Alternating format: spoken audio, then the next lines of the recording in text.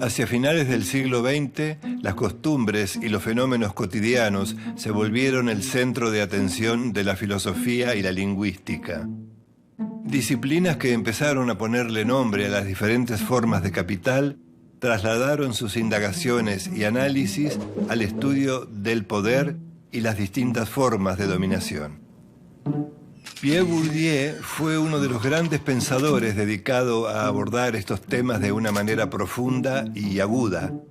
Sus observaciones sobre la cultura y la vida cotidiana lo convirtieron en un intelectual reconocido a nivel mundial. Pero además fue un intelectual comprometido, un sociólogo preocupado en cuestiones como el efecto del desempleo en las personas y la crisis de la vida campesina en Argelia y Francia. También realizó un importante aporte analizando el carácter represivo de las instituciones educativas. Estudió las clases sociales, los bailes, los deportes, el lenguaje del cuerpo, el prestigio social y la televisión. Lúcido crítico de las políticas neoliberales, fue un intelectual activo y presente en la causa de los desprotegidos. Su pensamiento se puede resumir en dos conceptos: los efectos de la dominación y la lucha por la igualdad. Pierre Bourdieu introdujo a la sociología en la vida cotidiana, ni más ni menos.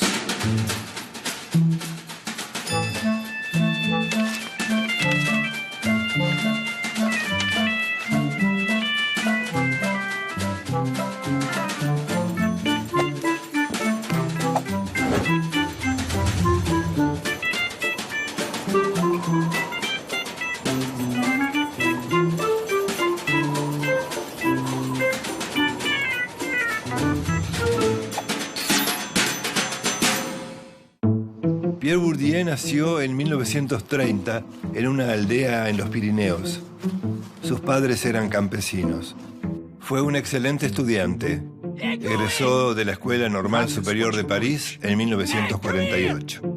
A partir de ese momento se sumó a la generación de quienes cuestionan las corrientes dominantes en el campo filosófico, como Marx, Nietzsche, Foucault y Sartre. En 1954, cuando estaba cumpliendo con el servicio militar, viajó a Argelia en plena guerra de la independencia. Allí se quedó por un tiempo. Después de la independencia del país norafricano, en 1962, publicó El trabajo y los trabajadores en Argelia. Un estudio revelador sobre el trabajo asalariado y la formación del proletariado urbano argelino.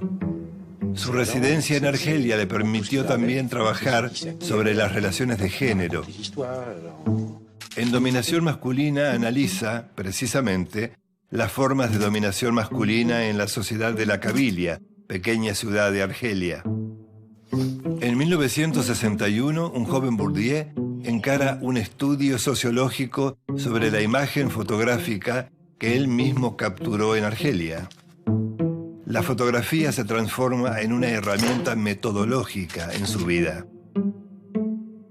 Retrata una sociedad para observarla detenidamente primero e intentar conocerla después. Regresó a París como profesor en la Universidad de Lille, cargo que ocupó hasta 1964. Su maestro es el filósofo conservador Raymond Aron. En 1962 se casó con Marie-Claire Brissard, con quien tuvo 3 hijos. Ese mismo año, el libro Los herederos lo convierte en un sociólogo reconocido.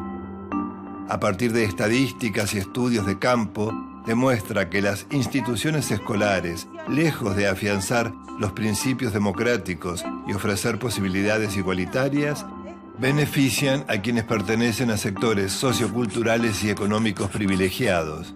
De esta forma, reproducen las desigualdades sociales a las que conciben como naturales e irreversibles. A partir de 1965, Bourdieu empieza sus estudios sobre las prácticas culturales. Tras los acontecimientos de mayo de 1968, rompió con Raymond Aron, que desaprobó ese movimiento social. Fundó Fundó entonces el Centro de Sociología de la Educación y la Cultura. En 1979 publica Distinción, una crítica social del juicio, su obra más aplaudida y la más importante en el campo sociológico. Más tarde, en su libro La miseria del mundo, denuncia el sufrimiento social.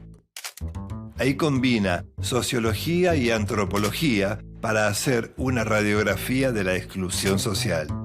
Hace hablar a los desheredados de la modernización, del progreso tecnológico y de la globalización.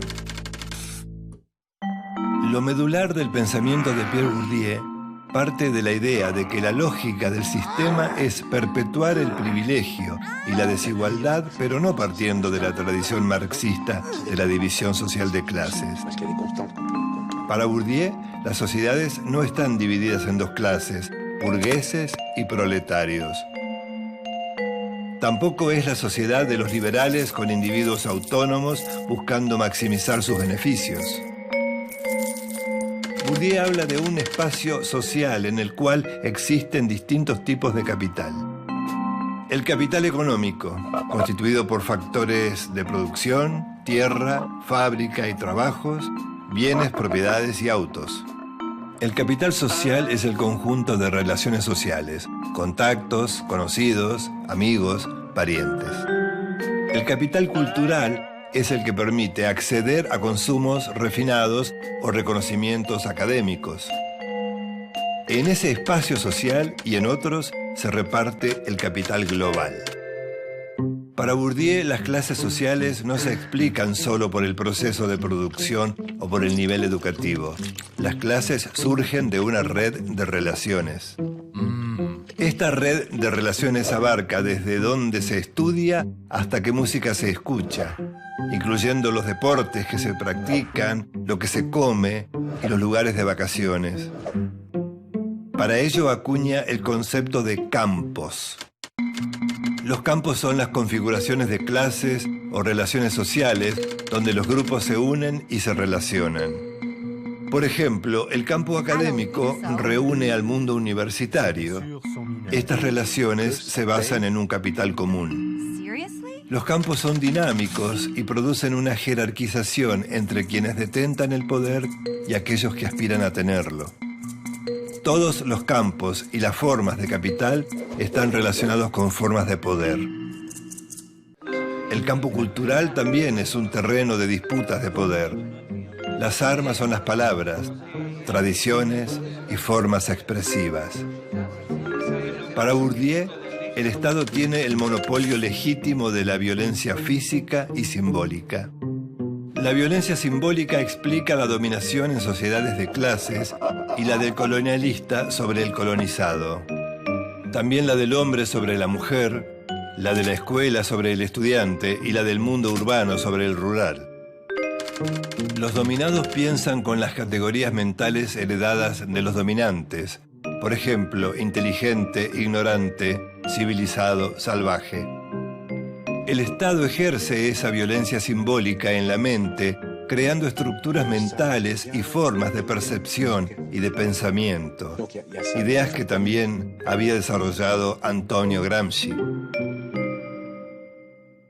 La violencia simbólica más la violencia física y la economía contribuyen a que las desigualdades se reproduzcan.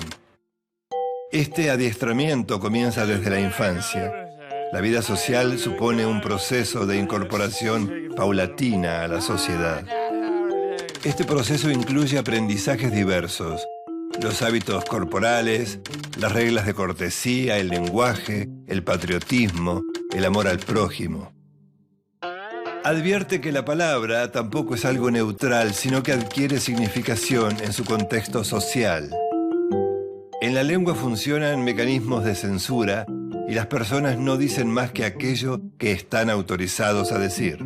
Porque el lenguaje es un instrumento de comunicación, pero primero es un instrumento de poder. Para Bourdieu, en el siglo XXI, se hace más necesario que nunca un verdadero internacionalismo cultural, para combatir lo que Bourdieu llama la colonización mental.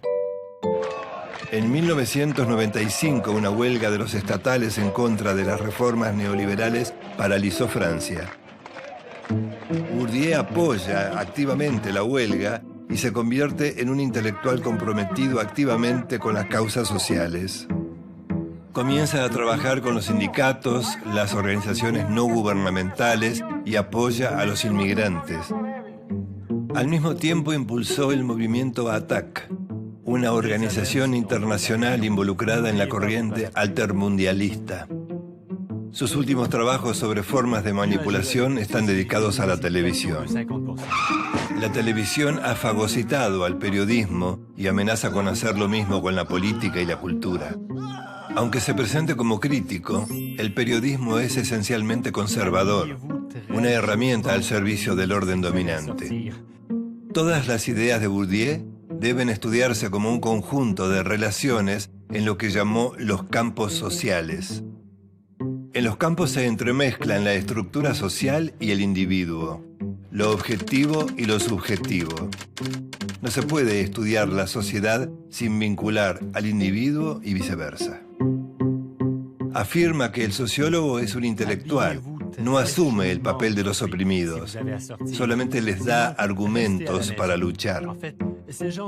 En los últimos años participó en campañas por Argelia, contra la destrucción de Yugoslavia, se opuso a la invasión a Irak y apoyó los movimientos antisistemas de América Latina. Su pensamiento puede resumirse en sus aportes para entender cómo funciona la dominación y cómo se genera la desigualdad en las sociedades complejas del capitalismo avanzado. Bourdieu escribió 37 libros y más de 400 artículos. Es considerado uno de los sociólogos más brillantes de la historia. El diario parisino Le Monde afirmó que fue el intelectual francés más citado en la prensa mundial. Falleció como consecuencia de un cáncer en 2002.